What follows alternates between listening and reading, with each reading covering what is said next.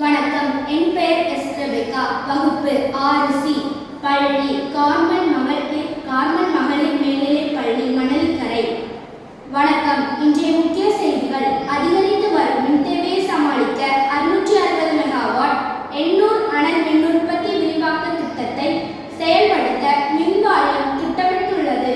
வணிகர்கள், தொழில் முனைவோருக்கு ஏப்ரல் ChatGPT பயிற்சி வகுப்பு சென்னையில் நடக்க உள்ளது.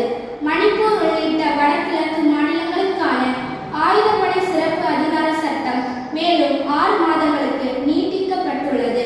மியான்மரில் ஏற்பட்ட நிலநடுக்கத்தில் உயிரிழந்தவர்களின் எண்ணிக்கை 2056ஆக அதிகரித்துள்ளது.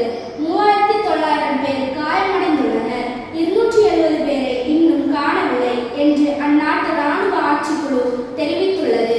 விளையாட்டு செய்திகள்: மியாமி ஓபன் டென்னிஸ் ஜோகோவிச்சை வீழ்த்தி செர்பிய வீரர் மென்சிக் சாம்பியன். கால்பந்து காட்சி போட்டி